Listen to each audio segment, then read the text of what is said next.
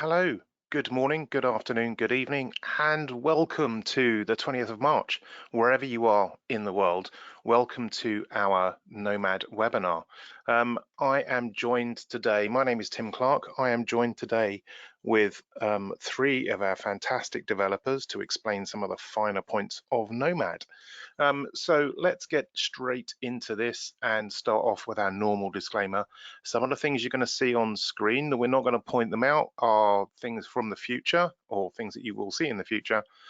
So we want to make sure that you understand some of the things you see might change, and we will not make them clear, but if you don't see them in your current version, you can ask us questions later. A little bit of housekeeping. There is a chat panel and a questions panel. If you want to chat to people, you can do that in the chat panel.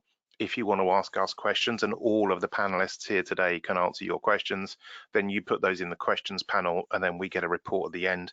Any questions we haven't answered, we will answer those as best we can and put those out at a later date in a blog post. And we will also put a support forum post out there to point to the blog post. So without that, let's get straight on. As you can obviously tell, my name's Tim Clark because I've done a host of these this year. So hello to everyone that knows me. Those of you that don't, hello, welcome. I'm the product manager for Nomad. I'm also joined by my the other product manager we have for Nomad, who is Annalyn, and Annalyn does the mobile clients. I look predominantly at the web client, but overall, I'm the one who, the buck stops at me for Nomad. I'm joined today by Maureen Leyland. Say hello, Maureen. Hi, Tim. Hi, everybody. Glad to be here. And Rick Gillespie. Hello, everybody. And Charles Cheng. Hello. Brilliant. These are my team of these are my team of cohorts for today. They're all developers working in Nomad, in and around Nomad, and it's brilliant to have them here today to share their stuff with you.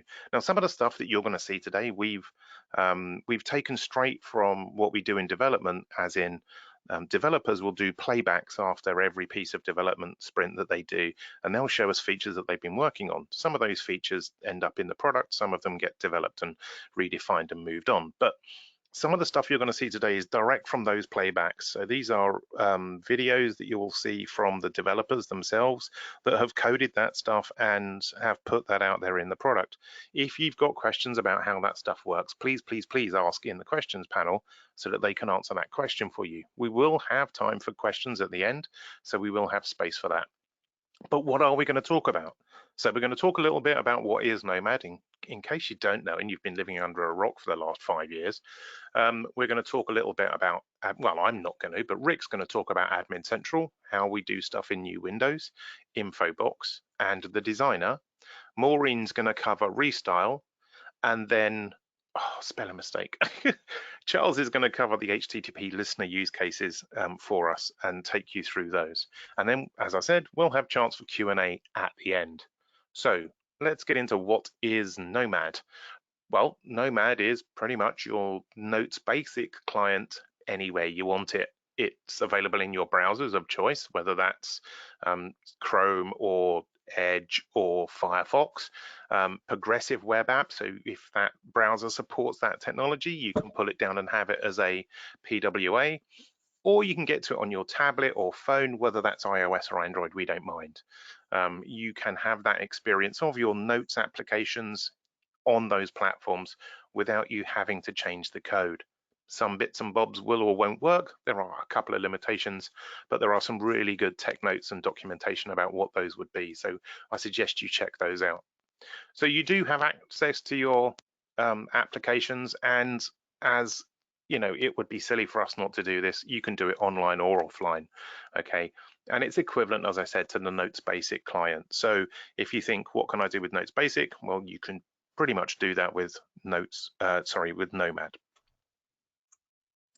So let's go back a bit. It's been a while since we did one of these webinars. Let's go way back. We release Nomad on a quarterly basis. So every 3 months, you should see a new version of Nomad. And in fact, just a week or two ago on March the 6th, we released Nomad 1011, and we'll be coming up with 1012 in June, and then every 3 months after that. So what did we do a couple of iterations ago? So Nomad Web 109, we did the info box and file import, and then a whole heap of stuff over here on the right hand side for Domino restyle. But you know, Maureen's asked me to point out that you can now restyle or utilize your themes for your company so that you've got a consistent look and feel across your corporation or across your organization with your colors and your themes. So you can actually define what restyle colors and typography restyle uses and move forward with that. So that's really important for some customers to make all of their apps have a consistent feel. So in 1010, because we'd managed to get to Infobox, and Rick's going to do a great job of explaining why that was important for us to be able to do that step so that we could move into Designer, we've now got a Note or Nomad Designer as part of the Nomad web client. So for everyone who's been saying, I really, really want Designer on Mac, well, if you've got Chrome or Edge or Firefox on Mac, you can do Designer in Mac for your Nomad apps. So if it works in Nomad, you can design it in Nomad. We've also got the piece that Charles is going to be talking about the Let's Encrypt flows and HTTP use cases. And we've allowed you to send mail offline, so it then does a mail.box and replicates when you're next connected. And then, you know, over on the restyle side of things, we've been doing performance updates all the way through, but the updates here in 110 were fantastic. It's really, really fast now, although it wasn't slow before. And now, just a couple of weeks ago, we've put out Nomad 1010. Now, file attachments using Firefox has been a pain for us. It's been the creator of many support tickets. So we've managed to finally get through the barriers that we'd found inside of Firefox and now allow you to upload files in Firefox so that we've got equality across the different browsers. And inside the info box, we're not stopping at just putting everything in the info box on the right hand side there. We're upgrading a few things. So we've upgraded a color picker to make it easier to use. I myself like using the hex colors. I know somebody else likes using the RGB colors, but you've now got your panel and also the, however many trillion colors it is there that you can pick from. And over in Restyle, the other half of what we do every time that we release Nomad, we've got the ability to dig into these shared and private on first use views so long as they can be seen in your application. So if you've got them in your application, you can restyle them. So that's really, really good. And that's something that we've been working hard at. And I know Maureen's been working hard at making that work in the, in the latest releases. Also, we've got this new flat button style, and I think Maureen's going to cover some more of that later on. So just a teaser there that, you should be looking out for that. So I'm gonna stop at this point because, I talk really fast to give everyone else space to talk. So I'm going to hand it over to Rick, who's going to take you through some of the other things that we wanted to talk about. Rick, are you ready? I am ready. Excellent. Okay, so the first thing we're going to talk about is Admin Central, that enables common operations without needing the admin client that only runs on Windows. This app runs anywhere a Notes app can run, and that includes Nomad. And we'll move on to the demo. So this Admin Central was introduced in Domino 14, and like I said, it's just an app, so you don't need the Windows admin client. And there's a whole presentation, an hour-long presentation in the new features deep dive series that describes how to configure and set this up and get it installed on your Domino server. But this thing's, okay, there it goes. So this first page is just an overview of things you need, might be top of mind, things actions that you need and the status of things that have happened. So it's just the first page on this app. And but the real meat of it comes in the second page there, where you click on the two heads. And these are the common operations that you can do using the admin client. So you can create a register a new user, modify a user, create a group, modify a group. And these are the most common operations that we found people needed. And so this is projecting it out, and this runs in all of the Nomad clients, including the mobile clients. So you could be on a phone, you could be on a tablet, or you could be in a browser. You could be anywhere and change someone's password or whatever, you know, these operations are. And the third tab is the activity results of things that you've done in the past, and you can filter based on errors, pending, complete, or all of them. So this just gives you, you know, like a history of what you've already done. And you can get to the console. I don't show it here, but above the little gear there on the left, there's an icon that, if you configure it right, can take you to the console of your server. I think that's about all I have to say on this one. Did it start over again? All right, so the next thing we're going to talk about is open a new window. And as Tim was saying, this is all driving towards enabling Designer, but to enable Designer, we had to have multiple windows, and that was an initial challenge that we had to overcome. But it turned out to be really useful, because you can have another window with a database or a document in another window, so you can move them around and compare and just visually organize your work. So let's move on to the demo. So open a new window was introduced in 1.0.8. And the way you get to it is just like in the Notes client. You can right mouse on an item on your desktop and say, open a new window, and it will open a new browser window. And so the interesting thing is that you can also have multiple of these. You can resize it and move it around, and, you know, just, you know, put it wherever you need it to be for your life. You can move it around. And if you can open a second one, I open a new window, but oops, we got the pop-up blocked. The browsers give you one for free, but a lot of times you have to enable this permission. And once you've enabled that permission, then you should be good to go. But the initial operation failed. We can't recover from that. So you get the cannot create pop-up window. But now when you try again and say, open a new window, it will open a new window. So now you can do several of these. I don't know how many, but all you can have a lot of new windows open and organize your life. So that's it for that. And then, so the next step on our march toward Designer was the info box. And instead of implementing exactly like we had in Windows and Mac, we decided to improve the layout interaction and stick it on the right side of the screen.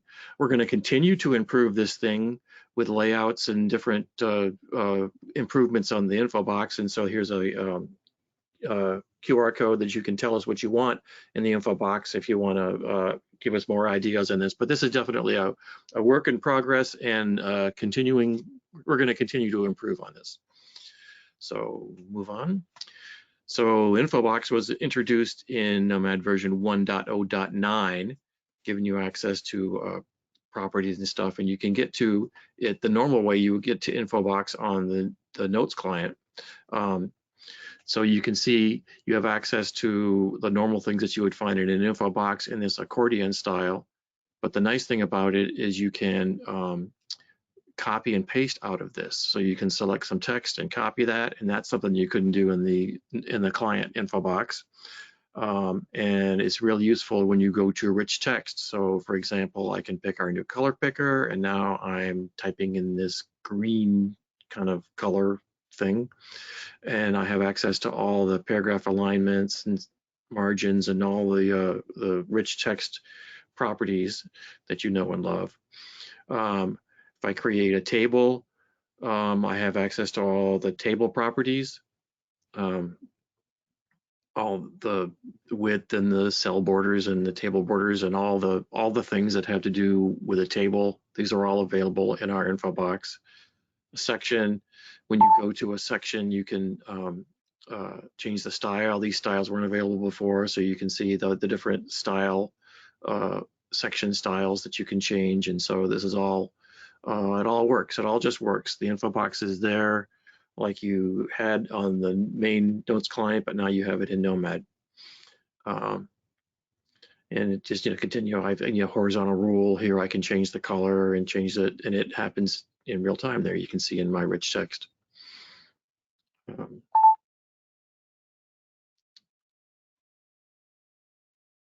I believe that was it. All right, and so now the thing we've been aiming for all along is Nomad Designer, which gives you access to the innards of all your Notes application. You can add it, you can access the forms, views, agents, all these things. So let's just move right on. So you can access Nomad, it was introduced in Nomad 1.0.10, as we said before. So you can access this a couple of different ways.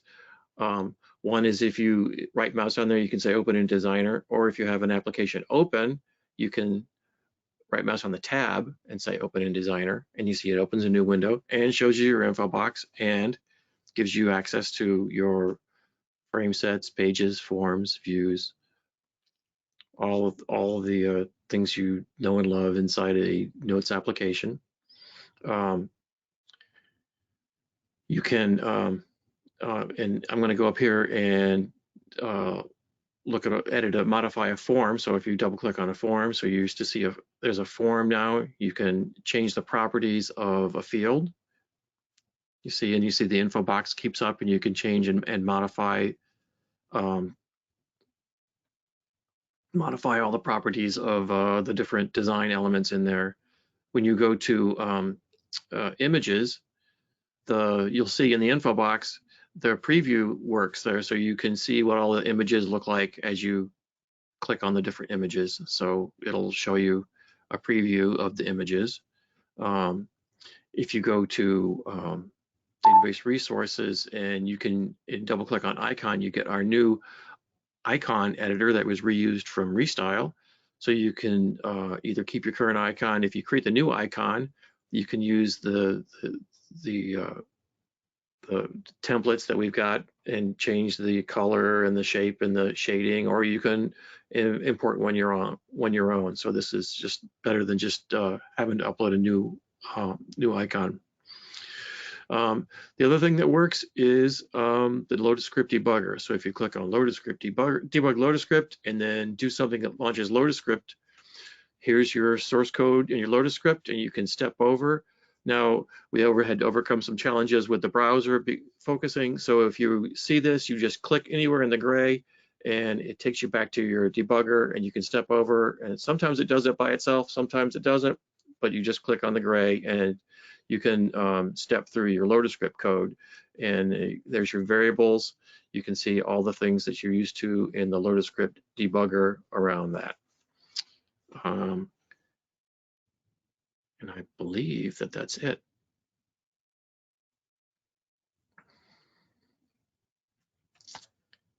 And I think I'm done.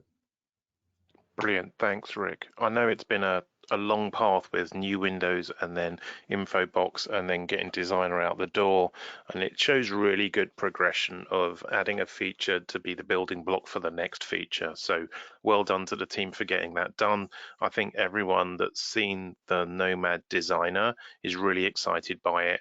It's really good code. It works really well, and I know that we're iteratively updating it and improving it as we go along, just like we are with things like Infobox. So well done everyone there. It's been great to get that out, and there's been some good comments in the questions panel about that already. So thanks everyone, and I think we're going to skip into what I keep calling is the other half of Nomad, and it's only because when we release Nomad as a client option, we also release the next version of Restyle embedded in Nomad. We also put restyle into notes, into the notes client as well.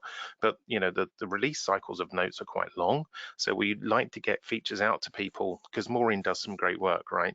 So Maureen and her team do fantastic stuff in restyle, and we want to get that out there as soon as possible. So our fastest way to get Maureen's great work out is to put it into Nomad, because that's the fastest thing we release. So Maureen, do you want to tell us what's been going on? Absolutely. Let's start with our new button style, which is flat. We call it flat because there's a flat concept in UX design these days. So forever we've had square buttons, round buttons, and system buttons. But now we have this new flat button style, and it's actually, our UX designers say, hey, that's the enchanted style that is being worked on for all of HCL. And you'll see over on the right, it's just it is a kind of rounded button but it draws its focus around the button. It's available for any button, whether you create it in client or designer. And it's done as most everything is with the info box. It's just another style. And some special things happen in a restyled application. It will automatically default to your app color with a contrasting text color. So if your app color is a pale yellow, it's going to have black text.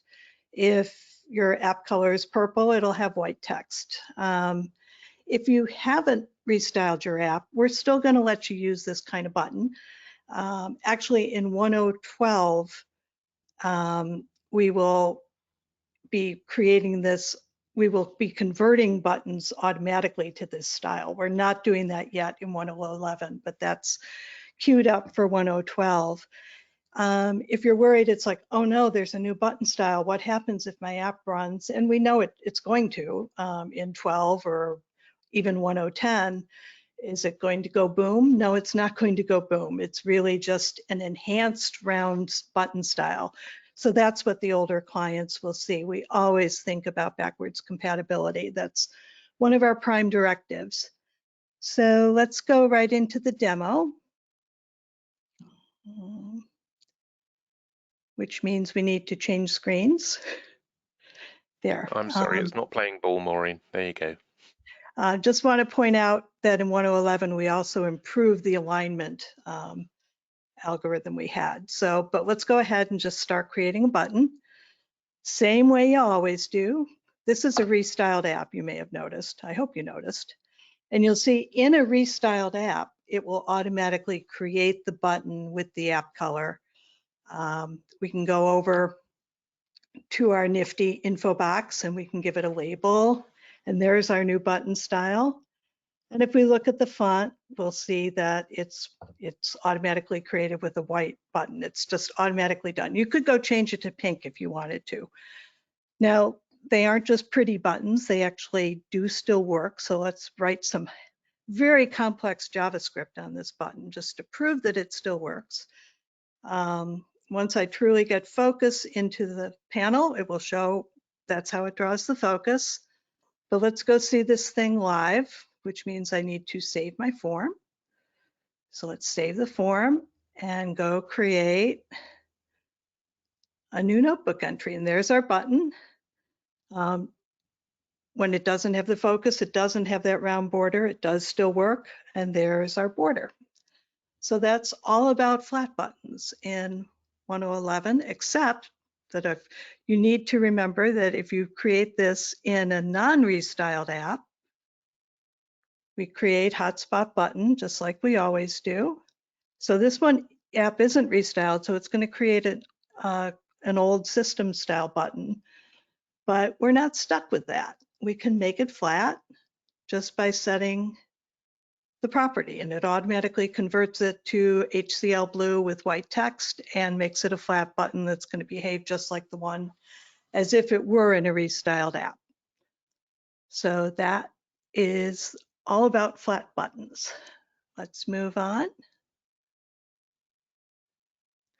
So in 1011, we have a new action bar property. So this info box has been incredibly useful, as always, but in, I think it was 109, we added these nice new icons if you restyled your app, but there was no way to use them or get to them if you didn't restyle the app, or if you changed your mind later. There is a checkbox in the Restyle Wizard that determines whether or not you do want to update the action icons. But if you didn't do that in the first place, or if you had an app, maybe you don't want to restyle the whole app, but you do want to use icons that don't look like they're from the 1990s.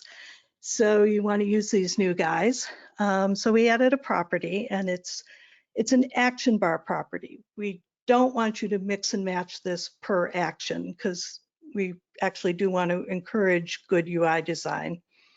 It is per form or per view or per page. So it does,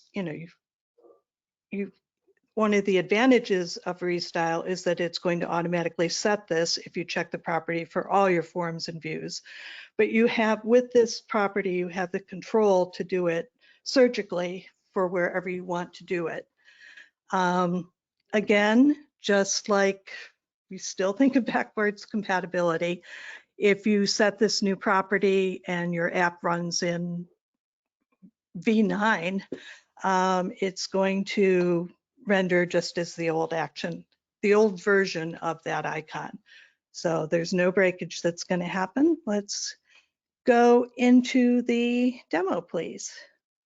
All right, so here is an application, a notebook application. I restyled it, but I didn't check that box. So let's go in and go to Designer, and look, let's just go to a view. We'll just do all our work in the all entries view. And I'm going to look at the new notebook entry, and there's my old icon. And I don't want it to look like that anymore. So I'm going to go up to the action bar, go to the button properties, and there's that property, use restyled icons. I'm going to check that. Now I'm going to go back to my action, and poof, it's a nice new pretty icon. Now if I go to folder, that's a custom icon. A lot of icons are custom, but if I switch it to notes, it automatically knew that. So a template developer must have done that long ago and then switched to custom. But let's save this because we looked at the delete action, which was a shared action. So those we can't change there. We have to change in the shared action. Again, it's a custom action. So I want to change it to notes. And again, template developer must have changed it. Originally had that icon before they made a custom one. It is still pink there because a shared action can be anywhere. So we don't, we just default to the old behavior there. But if we look at this app, we now have pretty new icons for all three of the ones we touched. So, and we don't automatically convert custom icons because, we might not know what they are. That says edit, but it could just as well be something very custom we could get wrong.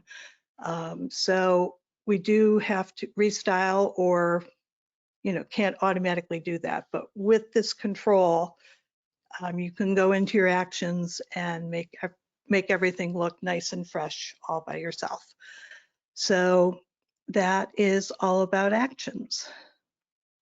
So let's go to the restyle selected and restyle fonts actions that we've added to the top of the design list for the relevant design elements in Designer.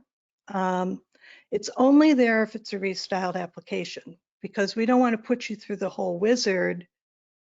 Like if you just want to restyle the anonymous response form, we don't want to have to make you go through the whole wizard for that, and then go through the whole wizard for main topic or whatever, each one. And we want what you do here, to be consistent with the rest of the application. So only in a restyled application, it's going to use the history that we save for your restyle that we use to, if you did restyle this application, it would come up, the restyle wizard would come up with your previous settings. Those are the settings we're going to use here. Now you can either restyle everything about that entire, in this case, form, or you could restyle just the fonts, because sometimes that's all you want to do, depending on what your use case is. We thought it would be useful to also have restyle fonts, so that's a separate option. And you'll notice, and I notice it's the first thing I see, those icons are not specific to what those functions do. Our UX design is actually busily working on much prettier icons for those functions, and those will show up in 1012. That work is actually almost done. But we didn't want to keep the function away just for an icon. So the function is actually in 1011. So let's go into the demo. All right, so here's a restyled application. So those buttons are there. Here is a non-restyled application. Those buttons are not there. Now, I restyled this application a while ago. So and this is actually the same app we use for our flat button. But here's a form I added in and did some horrible things to. How do I fix that? Well, probably the restyle button. So let's go ahead and press it and reopen, and magically that form now looks like the rest of the application. It's been restyled, so you don't have to go through restyling the whole app. So now let's look at restyle fonts. I've added a page that has some horrible fonts. It has all different typefaces. It's got default sans serif. It's got different sizes, default user interface. We've got teeny and big, and this is not what a restyled page would look like. But let's just fix the fonts on it because that's all we want to do. And everything is now Arial. And 5 went to 8. We have rules for font normalization. So this page now obeys the rules, because over time, if as different people or even the same person edits a form or a page or whatever, things are going to get out of kilter. So this will allow you to reset all the fonts in that form or page, just like Restyle would have done to your whole app, but you can do it surgically to just one form or page or view or whatever here.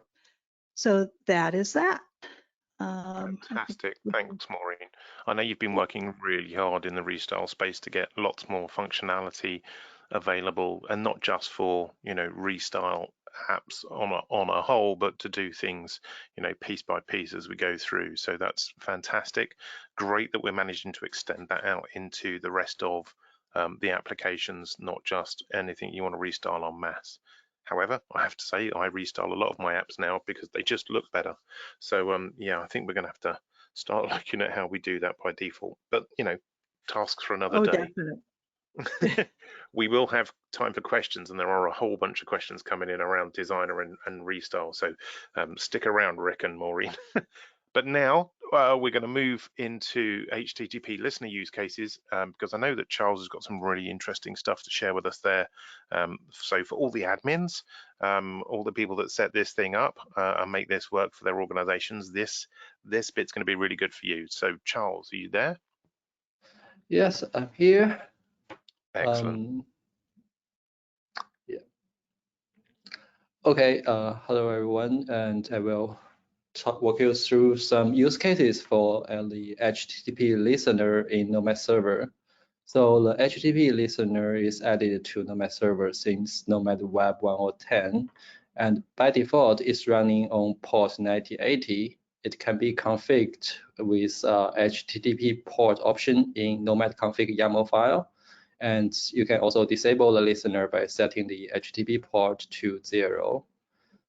Okay, let's move to the first use case. It is the HTTP listener to integrate with the reverse proxy. Sometimes when we deploy Nomad Server, we may want to deploy it behind the reverse proxy. And in some case that the network security between reverse proxy and Nomad server is not a concern, then we could use HTTP protocol to communicate between the two to mitigate SSL overhead. Let's go to see the detailed configuration for this setting. To set this up, we need to configure reverse proxy to pass all the incoming HTTPS requests to the HTTP listener, and also for reverse proxy to need to handle the HTTP upgrade to WebSocket. That is for NRPC connection. And on Nomad server side, we need to set HTTP port for the HTTP listener. And also we need to set the trust proxy. That is basically tells Nomad server the IP of the reverse proxy. And the HTTP listener will only serve Nomad content to the trusted IP. If trust proxy is not set, the HTTP listener will just direct all the requests to HTTPS. Okay, let's move to the configuration for the demo. For the next demo, we have configured our reverse proxy on the left side. You can see the reverse proxy is running on HTTPS and listening on the port 8080 and on host name called my reverse proxy. And there are two location sections. The first one is to pass all the incoming HTTPS requests to http mytest.com, and mytest.com is the host name of the Nomad server. And the second location section is to handle HTTP upgrade for NRPC connection. Then move to the right side, that is Nomad's config YAML file. We configure Nomad server running on host mytest.com and HTTPS listening on 443, which is not used in this demo. And HTTP port is on 80. Then we set trust proxy to loop back because in the demo we have both reverse proxy and Nomad server on same physical machine. So loopback means the HTTP listener will only reply to the request from localhost. Okay, let's go to the demo. Okay, now the right side we start Nginx as a reverse proxy, then we start Nomad server, then we will access Nomad Web through just hit the reverse proxy from the HTTPS my reverse proxy 8080. Then underneath, the reverse proxy will pass all the HTTPS requests to the HTTP listener. And you can see HTTP listener is able to serve all the Nomad content and able to log in.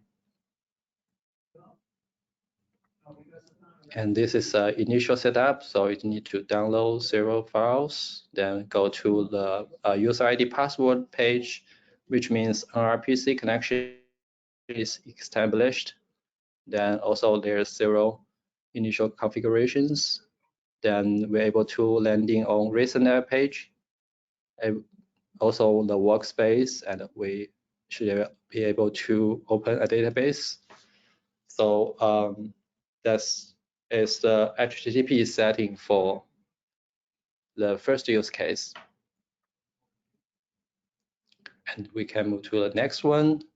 The second use case is HTTP listener can work with Domino's Cert Manager to complete the Let's Encrypt certificate request flow, and that is without needing the Domino's HTTP task. Be more specific, the HTTP listener will handle Let's Encrypt HTTP 01 challenge by querying return value from the Domino's search store database and reply back to Let's Encrypt server. So the HTTP challenge is used for Let's Encrypt server to validate the host name of from which the certificate is created. Let's move to the description of the demo. Yeah. So for the next demo, we will start the Nomad server with a self-signed certificate, and then we will create a certificate in the third store and have it signed by Let's Encrypt test server. In the demo, we use a Let's Encrypt test environment named Pebble, and that's because we do not own the host name mytest.com, but you should be able to do the same step with Let's Encrypt production environments for the domain that you own. And in Nomad config YAML file, we set the host name as mytest.com, and all the first three parameters are the same. The last one, we also add TLS pool to 5 seconds. That's just for the demo purpose. So Nomad server will pull the certificate update every 5 seconds from third store. So Nomad server can just get the certificate update after we have the certificate signed by Let's Encrypt. Okay, let's move to the demo. So here we start Nomad with no certificate in the third store, and that's where Nomad server will generate a self-signed certificate for that. So if we visit Nomad Web now, it will use a self-signed certificate and not trusted by the browser. And then we create a certificate for Nomad server in the third store, and want it be signed by the Pebble, which is a Let's Encrypt test environment. Then underneath, Let's Encrypt will send 0 challenges to HTTP listener to validate the host. And if the host has been validated, then the certificate will be signed by Let's Encrypt. And right now, the status is issued. And after 5 seconds, we load Nomad.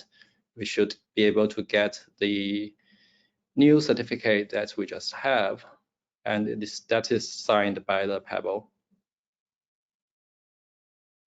Yeah, that's a demo for the second use case, and that's also concludes my demos.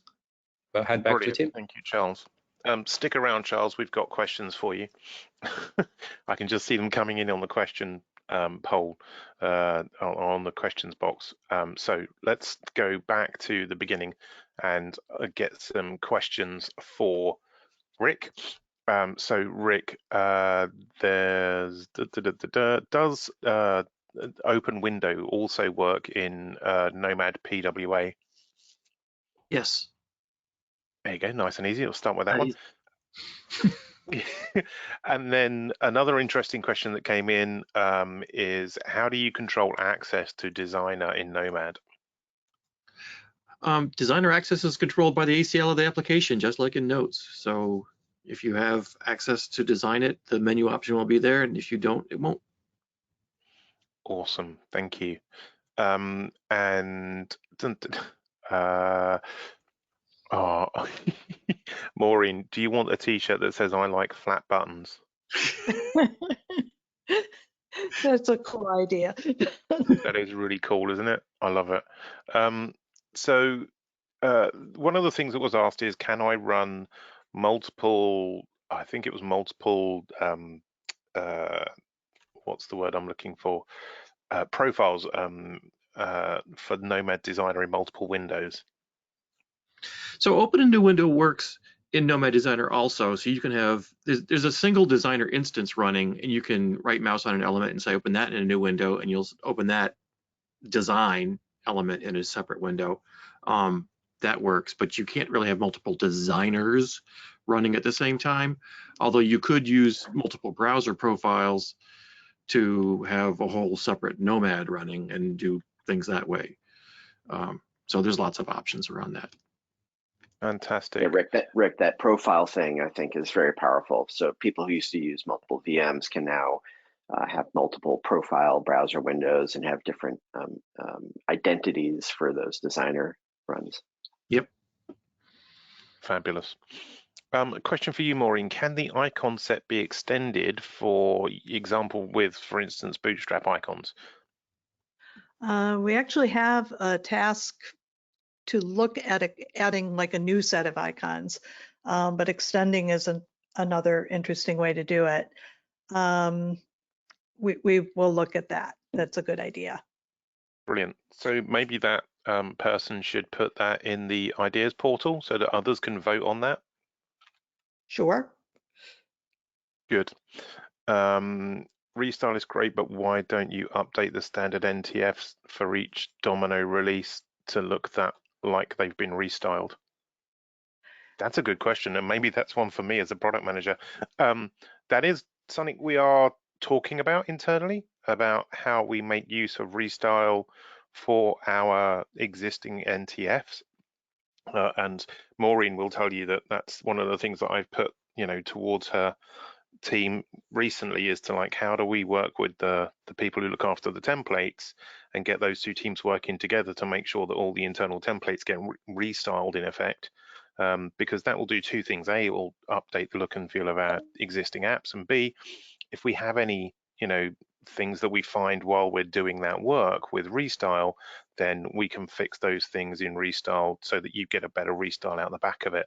So I see that as a two-sided win, really, but it's a bunch of work that we need to do internally, and I have asked the teams to start looking at that, so hopefully we'll start to see some of that work coming out in the future. Well, and we've actually, we've been looking to that. A year ago, I wouldn't have thought we'd be quite mature enough, but I think at this point, Restyle is mature enough, and we are working with the template developers, and we are starting, we have taken a look at some of the templates. It's like, and run them through Restyle, and it's like, okay, what recommendations do we want to give them? Because some of the templates do some pretty unusual things. Like if you look at, to say the least, your per names one, it's got a Rolodex thing down the side. There are things that, if you convert that to a standardized frame set, you would lose that. So we're looking at all those individual cases, and so we can be sure that we give our template developers, these are good ideas. This might not be such a great idea, kind of thing. So yeah, this is work that we are beginning. Cool. One of the sessions in the Domino 14 series said that Nomad was included with Domino 14. I've installed Domino 14, but I don't have it. So as far as I understand it, that is part of a custom server install. So when you go and install the server, there's several options you get asked for. One of them is a customized install, and you can include Nomad and Verse, for that matter, as part of that install. Oh, and on time, as I think about it. So there's 3 checkboxes in there that you can add, Nomad, Verse, and on time, to that install, and it will then take the code that's shipped with Domino 14 and install that for you. I would say, however, that now we've released 1.0.10 of Nomad. That means that Nomad is more up to date than the version you would get in Domino.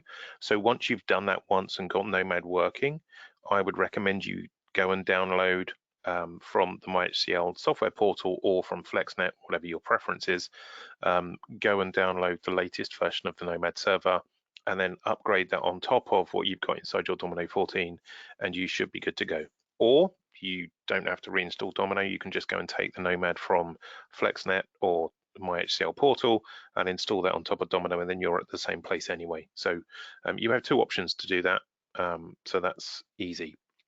One would hope, right? I say it's easy because I've managed to do it, and even as a PM I can do some simple admin. Cool. Admin Central, after, oh, this is a long one. After updates to email aliases, I need to do updall names followed by tell router update config. Lars, you really must write shorter questions. How about adding the Admin Central for easy email alias management? Well, that's a good point. What do you think, Rick? Hold on, I was answering another question. Oh, sorry. What was the question again? So how about adding the admin central for easy email alias management? I'm going to have to defer on that one. Okay. Well, we'll come back to you on that one, Lars. We'll dig into that a little bit more. Maybe make an idea about it. Or thinking later on he says he tried to, but there's no category for it. Oh, okay, cool. Nomad Designer resources. I suspect Lars is trying to compare this to the Domino Designer that is Eclipse based. So what are the resources that you need? Because Domino Designer in its Eclipse form is quite resource intensive, right? It is, but we are more like Designer Basic, so we're not Eclipse.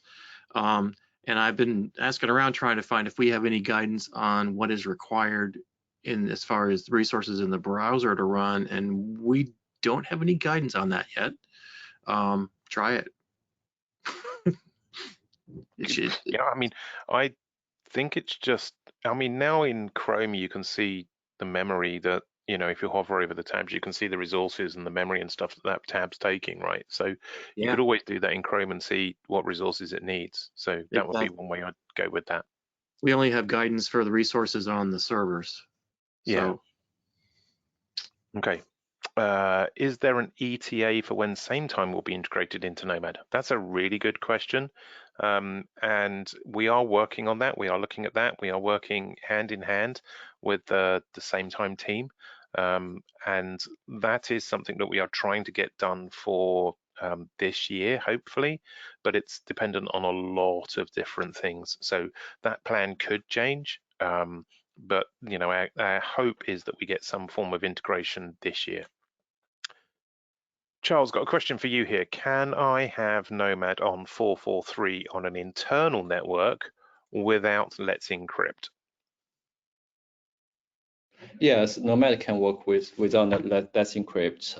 If you already have a certificate, you can set it up in the Nomad config file. The detailed the instruction is in the admin documentation.